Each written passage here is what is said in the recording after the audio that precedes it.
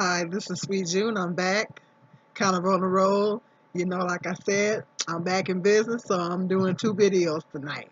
Clock in two videos tonight. So I'm so excited I got my computer up and running again.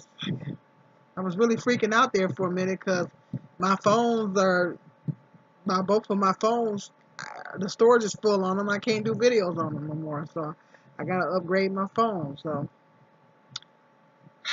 gotta do my videos. I gotta do my YouTube. Anyway, I'm a little frustrated. You guys, um, this is not on topic that I'm getting ready to talk about. If you guys ever try to lose weight, and you kind of got a little heavy, and then you try to lose weight, and they talk about it all the time on 600 pound, uh, my 600-pound life. I love that show. Of course, I was nowhere near 600 pounds, but if you get on up there, a little bit high up there, then I was looking at my arms. See that floppy? I don't like this. It's like I try to work it out in the gym to get rid of it. But that's because I've lost quite a bit of weight so far. So I'm just a little frustrated by that. It's like it's not on topic. It's not what I'm talking about. But anyway, I'm trying to work it out in the gym to try to get it tightened up. And of course, I can't afford to get the surgery done. So oh well. I guess it's one of the drawbacks of losing weight. But I'm still, needless to say, I'm still glad that I'm getting the weight off. Anyway, getting off topic. I'm going to title this video. You guys seen the title of this video. I got 99 problems, but a man ain't one. I love that song by Jay-Z. He says, I got 99 problems, but I ain't going to say that part. And I like to flip the words around in it when I sing it, but I like to flip the words around it.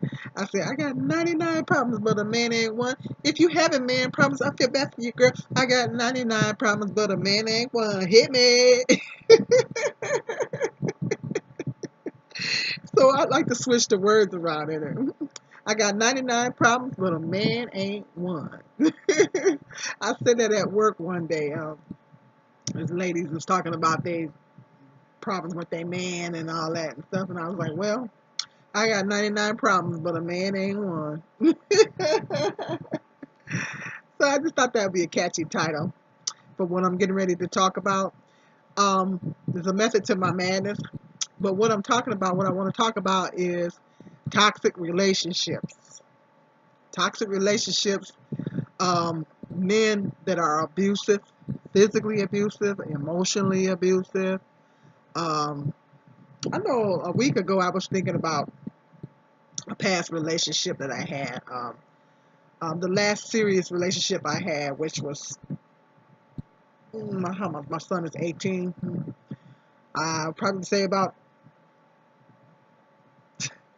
20 years ago, maybe. This was right before I got pregnant. Before I broke up with him, not too long before I got pregnant with my youngest son. So about 20 years, something like that, somewhere 19, 20 years ago. My last serious relationship I had. Um, I was thinking about that for some reason last week, and he accused me of cheating on him. And I'm trying to make a long story short. To make a long story short, I was working at a county nursing home. I was working 12 to 8, 12 in the afternoon to 8 at night. Well, I took my oldest son to, this was before my youngest son was born. I had my oldest son in a home daycare. I had both my sons in a home daycare. And so I would have to go pick up my son from the daycare after I got off work. And my daycare lady she was not only my child care provider, but she was also my friend. So she wasn't just a child care provider, she was also my friend. So I would stand there and, talk to her for a while. I wouldn't just go in and scoop my son up and leave. I would talk to her for a while, and sometimes I would go and, because I would be the whole day without my son, because like I would get up in the morning, get him off to school, and then I would have to go into work, and then his father or somebody would pick him up, get him home or get him or drop him off at the daycare for me. By the time I pick him up at 8 o'clock, it's a bad 12 to 8 is a bad shift to work when you got kids. So by the time I would pick him up, it'd be time to, get him ready for bed. So in my mind, I'm thinking, okay, I haven't seen my son all day. That's the whole day without my son. I'm not really getting any chance to spend any quality time with him. So sometimes I would like talk to my daycare lady for a while, and me and my son would go grab something to eat, or go get some ice cream or something before heading home. So I could spend a little time with him before I get him into bed. So that was kind of what I did, because I worked all day. I was like, that's all day. Now, this man was working in the factory. He had a couple of weeks off, because sometimes factories lay off a couple of weeks in the summertime. And I guess he didn't have nothing to do but to sit around at home worrying about what I was doing. Now, mind you, this was back in 90, 98, 99, before cell phones were really popular. I didn't have a cell phone at that time. I just had a landline. Most people just had landlines. This was before, only rich people had cell phones or whatever, and they had the pagers or whatever. But this was actually just before I got my first cell phone. And my first cell phone was like one of those prepaids, and I had to pay 20 minutes or $20 for 30 minutes. You guys ever had one of those prepaids? That was my first cell phone. I had a prepaid, and I had to pay $20 for 30 minutes. Crazy. Anyway, this was before I even had that. I didn't have a cell phone yet. And so I couldn't call them and touch base with them and say, well, I'm gonna be a few minutes late getting home, whatever. Why would I have to do all that anyway? I'm a grown woman. Anyway, he sitting at home, not, only thing he got to do is worrying about where I'm at, Why he gonna accuse me of cheating? He gonna accuse me of cheating on him because when he would call my house, I guess in his mind he's calculating my time. He's say, okay, she get off work at 8. Okay, she gotta go scoop up, her son, and that should take nothing but a few minutes because my child care provider was like, she was on the same side of town that I was on at the time. I lived in this apartment complex, and she was literally on the same side of town. So I didn't have to go across town to pick him up or anything. She was on the same side of town, basically. So in his mind, he probably was trying to calculate the time in his mind and say, well, okay, she shouldn't take her nothing but a few minutes to go scoop him up and then be home. She should be home by 8:30, longer than 8:45. So he would call me at the house and I wasn't answering the phone because I wasn't home. He would start assuming stuff. So because I didn't get home in a timely manner when he thought that I should be home, he thought I was cheating on him. And I hope that he sees this video, which is stupid. First of all, I've never cheated in any of my relationships, for the record. But they say women is a little bit more slicker about cheating when they do cheat. So, if I was going to cheat on him, why would I do it while you're laid off? I would wait till you go back to work because he was working second shift and his schedule was from 3 to 11. So, if I'm going to cheat on him, I was just thinking about that last week. That's why I'm talking about it. I was just thinking about this last week. Because it still kind of bothers me sometimes that he was accusing me of doing something that I wasn't doing. And I'm saying, they say I've never cheated in any of my relationships, but they say women are slicker about cheating than men. So I said, in my mind, I'm thinking, okay, if I was going to cheat on you, first of all, I'm not going to do it while you're laid off work. That's stupid. I'm going to wait till you go back to work and trying to work him in during the time that you're at work. And then when you get off work, then you call me, bam, I'm there to talk to you. How you doing? That's what I was thinking. Why would I be stupid enough to do it while you laid off at work and you're just sitting at home? He didn't think about that. But I think that looking back in retrospect, I think he was cheating on me. But you know how sometimes men like to flip the script, and they're the one cheating on you, but they like to flip it and then try to make it seem like you cheating. And they also, it makes them feel justified in their mind.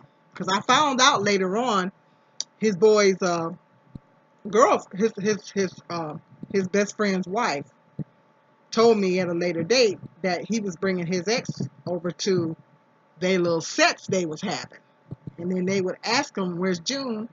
And he would be like, "She's at work." So he was cheating on me. He was cheating on me. He doesn't know I know that, but if he watches this video, he will find out, which I hope he does. But it just, sometimes it still bothers me. It's like, really? I mean, he accused me of cheating on him, which was in a form of emotional abuse. And so I knew that when he started accusing me of cheating on him, there was a trust issue. He had trust issues anyway because, he claimed his ex-wife was cheating. He claimed his ex-girlfriend was cheating, whatever. So he had trust issues with women anyway. But he was a cheater too. Um, but he had issues anyway. But it's like I knew that once he started accusing me of cheating, that I knew in my mind the relationship was going to be over. I said, this relationship, I knew it was going to be on borrowed time. I said, because you can't, if you don't have trust in a relationship, what do you have? And so I started preparing my heart, my mind, and my spirit for the eventual breakup of this relationship. And, in the process, I was just biding my time, basically. And so New Year's Eve, I'll remember the date exactly. When we broke up, it was on New Year's Eve of 1998. It was 98 going into 99. New Year's Eve. And see, he would on the holidays, he would get really depressed and want to sit around and drink and mope and hope and mope and pope. This was long before I was a witness. But he asked me, to come over. He wanted me to grab something to drink. And I've never been much of a drinker. Never. I have just never, ever, ever been much of a drinker, And so he wanted me to grab something to drink and bring it to the house, to his apartment. Because, we didn't live together. I had my apartment, he had his. And so we could sit around and, drink. He wanted me to sit around and drink with him and all that kind of stuff.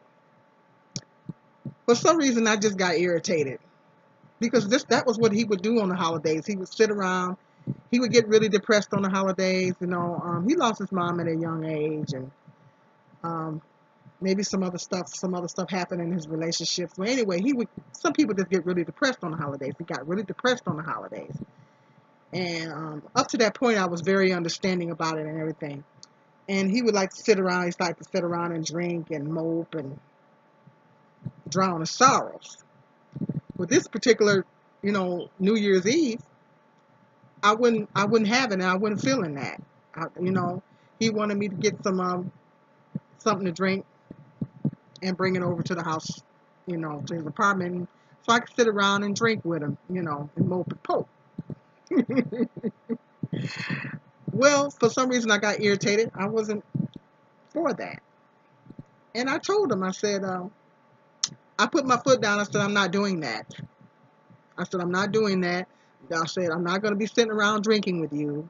I just don't want to do that. I just don't want to do it. I'm sorry. I just don't want to do it. I just think that's depressing. It's depressing. And I really don't feel like drinking alcohol. I don't want to drink. And it's just depressing. I don't want to do it. Well, he said, well, he got mad at me and said, well, I guess it's over. It's over then. I said, well, I guess it is. I said, well, this is it. Whoop, there it is. This is the breakup. Now, mind you, before that, we would break up for a time and we would get back together. We'd break up for a couple months or a month or so, and then we would get back together. And so I say I was with him for 4 years, but They say you divide that by two. That's the amount of time you spent breaking up. So technically, it was 2 years because we would break up for a month or whatever. To he was the type that liked to hold grudges and stuff like that. Then we would get back together. This time, I knew in my spirit that it was over. And he said, "Well, it's over." I said, "Okay, it's over." Because after he started accusing me of cheating and stuff, I prepared, I prayed. Now this not long, mind you. This was before I wasn't a witness, so I wasn't even going to church at the time. I was still in the world. I prayed, but I believed in the power of prayer. I prayed about it, asked God to help prepare my spirit and my heart, and He did, because I knew it was coming. I just knew it was coming. So when He said it was over, I said, "This must be it. This is the big breakup." So I never went back after that. We never got back together, and that was it. That was the big breakup. So I just was speaking about that last week, how, and it was thinking about the different changes he took me through. I think when a man accuses a woman and he accuses you of cheating, it was a slap in the face to me, because I've never cheated in any of my relationships and never believed in it. I never believed in it. And I'm saying, and it was a slap in the face to me. I said, okay, after 4 years, you've been dealing with me for 4 years. You should be asking for my hand in marriage instead of accusing me of cheating. When I found out later, he was the one that was cheating on me. He just wasn't the right guy. So it was kind of a slap in the face to me. And it was, in a sense, emotionally abusive because it really hurt me. And I was thinking about some other things that he put me through in a relationship, playing mind games with me, and just getting me so upset to the point to where I was in tears. And sometimes when you're in these relationships, we're in these relationships, we don't think about that stuff as being emotionally abusive. You know, at the time when we're going through it, we don't think about it because in cases we're young, and we don't think about it. I was in my 20s, late 20s, and we're young, and we go through different things with these men, and we don't think of it as terms of emotional abuse, but it is emotional abuse. And there was a lot of times I think back in retrospect of that relationship, and a lot of times he was emotionally abusive to me. Different things that he would say to me. I mean, he wouldn't call me the B word, and he didn't call me out of my name or anything, but it's just he was going through a lot of stuff emotionally, so he would dump a lot of things on me. And then one time he called me, and I answered the phone. All I did was answer the phone. He said, "Why you answer the phone like that?" I said, "What do you mean?" He said, "Why you answer the phone?" I said, "I don't know what you're talking about, how I answer the phone." So that turned into a big old argument because I answered the phone the wrong way. Really? I said, what is wrong with you? And so it was just stuff like that. He was just taking me through stuff like that. And sometimes I think back at that stuff, and I'm like, the stuff that I think that I went through with this guy, I would never in a million years put up with that stuff from a man now. Because I'm older, I don't have the patience for it anymore. I mean, old girl don't have the patience for it no more. You get older, and you get to a point to where you just ain't got the patience for all these men's foolishness no more. So I think about that stuff back then, and I'm like, when you're younger, you got all the patience in the world.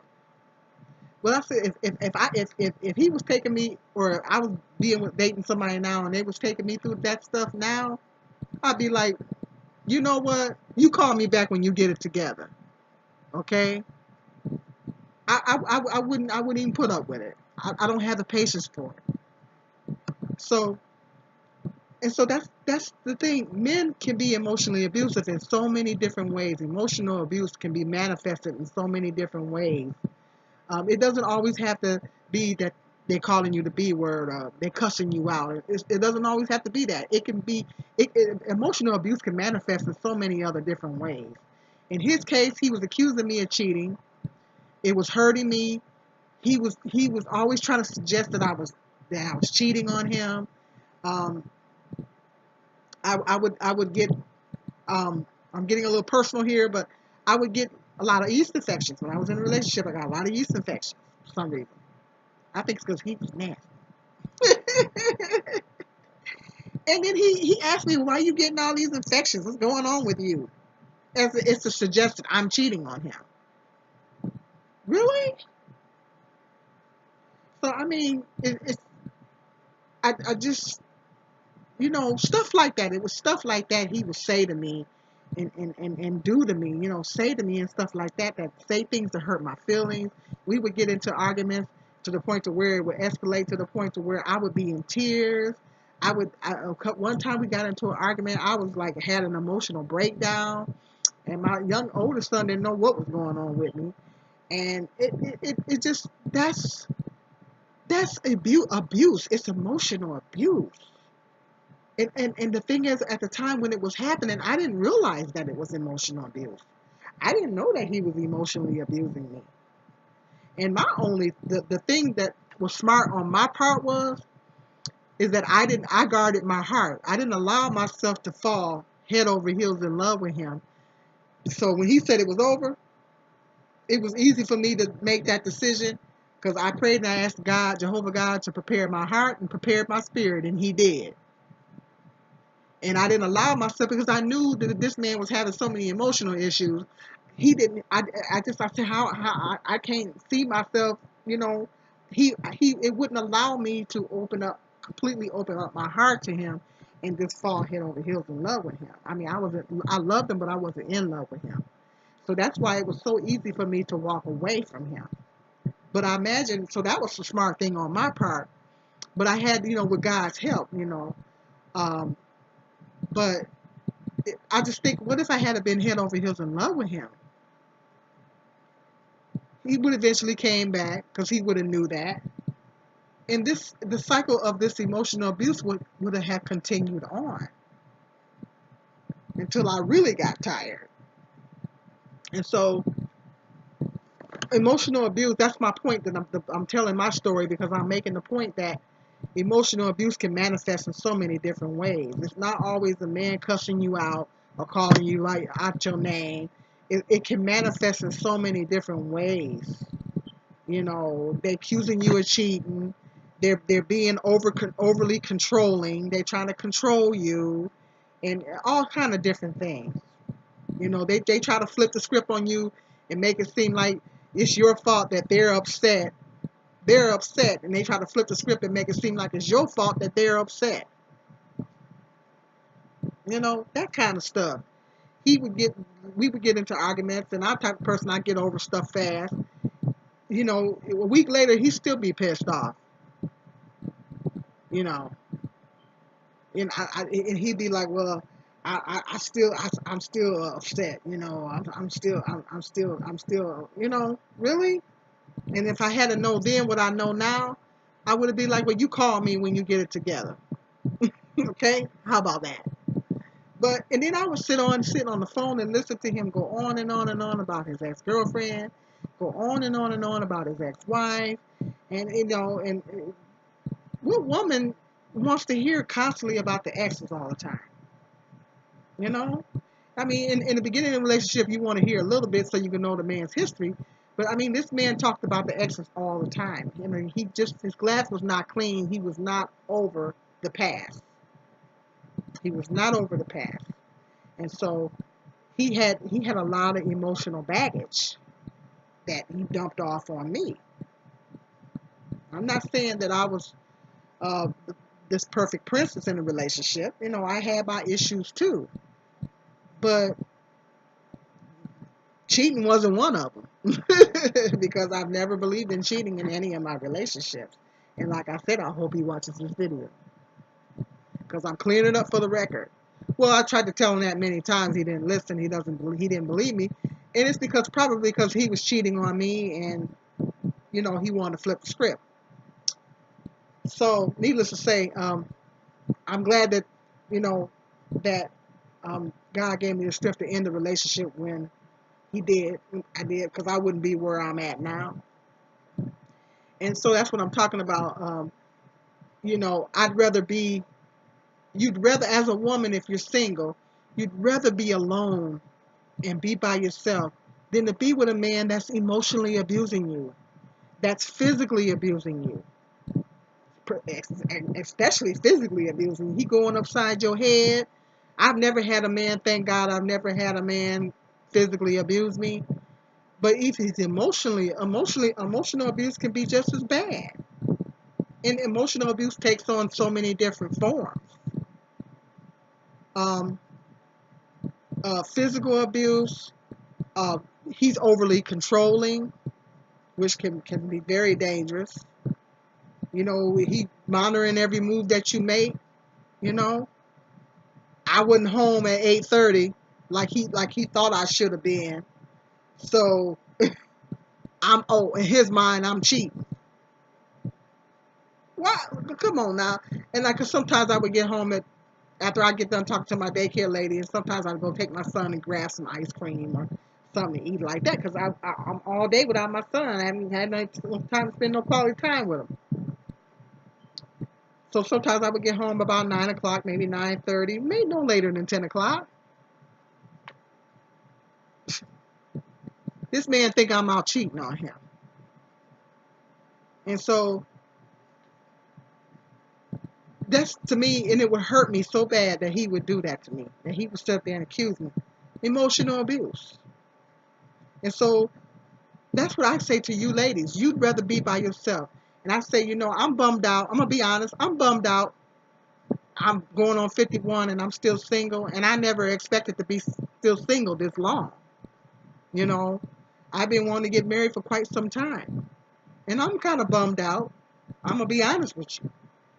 But at the end of the day, I'd rather be by myself than to be with somebody. And I tell people this all the time. I'd rather be by myself than to be with somebody that's physically abusive to me, emotionally abusive to me, somebody that's overly controlling, somebody that doesn't give me the love and the respect that I deserve.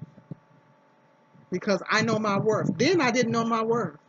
And it took me a long time to get to a place in my life to where I learned my worth.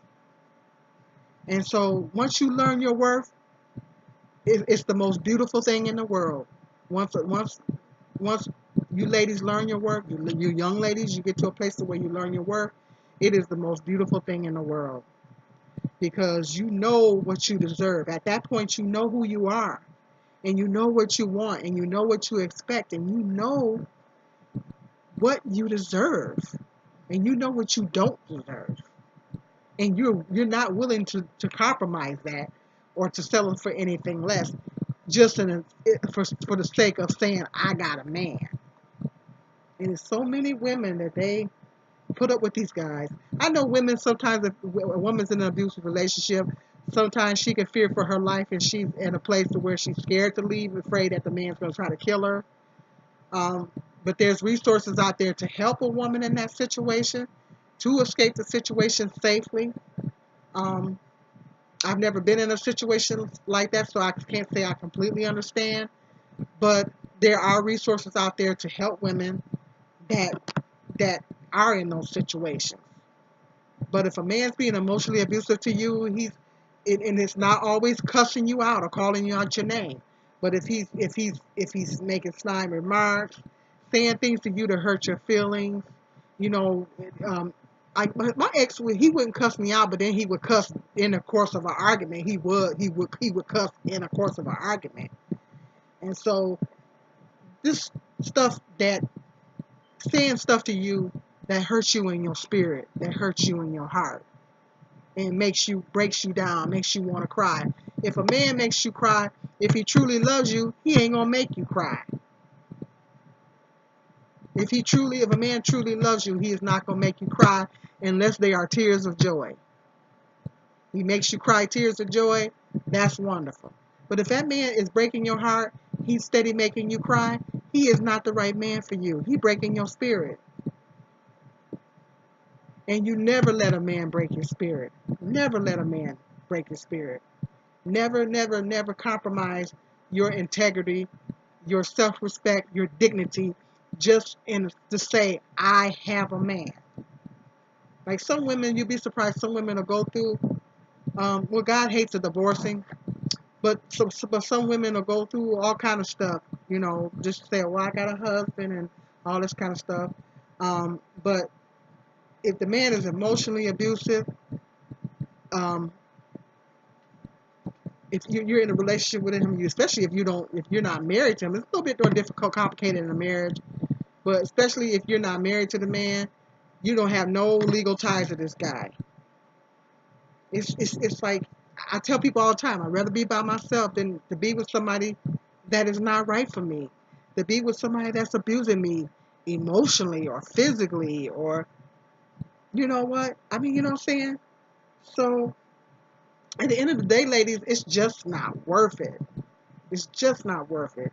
If this man is constantly breaking your spirit, making you cry all the time and stressing you out, girl, it's time to let that thing go.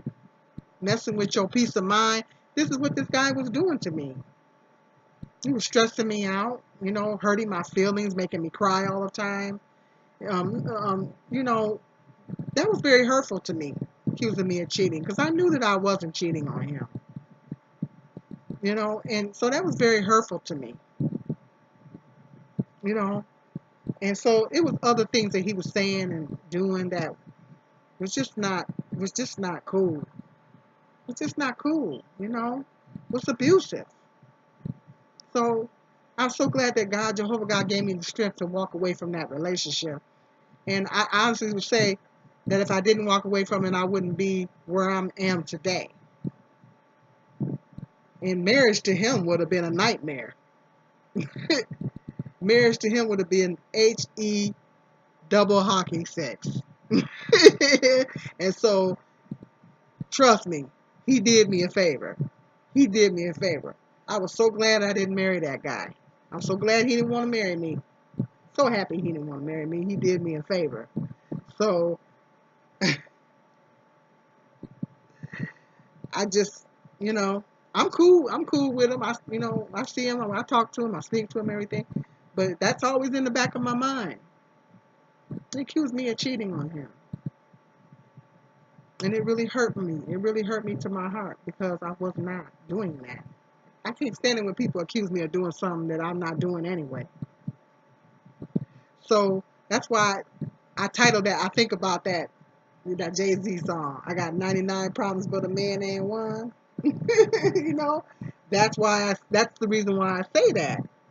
Because I don't have to worry about no man hurting my feelings. I don't have to worry about no man hurting me emotionally or physically or any manner. I got peace of mind.